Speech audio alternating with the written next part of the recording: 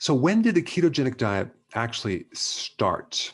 Now, in the 1920s, they used the ketogenic diet for epilepsy, but epilepsy was also treated with ketones, I think unknowingly, back in 500 BC, because they found if you restricted the diet and you just didn't feed patients with epilepsy, their epilepsy would go away. And then there's doctors in the 20s which found that you could mimic fasting by restricting carbohydrates. Okay, so because of ketones, obviously. But in the late 1800s, before that, there was a man by the name of William Banting who was pretty wealthy and he was overweight.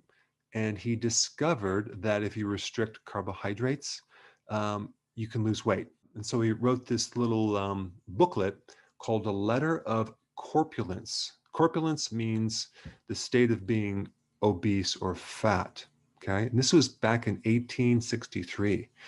And he wanted to get the word out. So he basically gave this book out for free until it became a bestseller. And then he started to charge for it just to cover his expenses. But in this book, he talked about getting rid of breads, sugar, potatoes, and eating meat, vegetables, fish, eating mutton, which is sheep over 2 years old.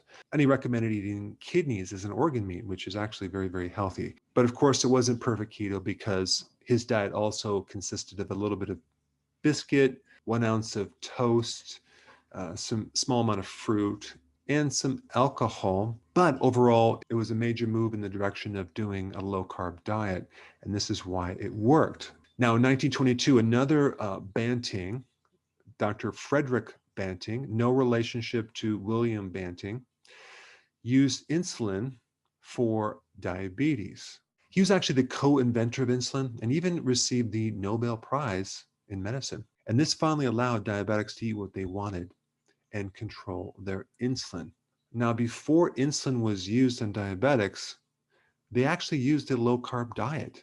It was actually called the Allen diet from Dr. Frederick Allen, which limited carbohydrates and even putting certain patients on a very restricted calorie diet, like 400 calories per day, which is pretty extreme. And of course, introduction of insulin and then also medications for diabetes pretty much made the low-carb diet disappear for a while until Dr. Atkins came in and promoted a low-carb diet.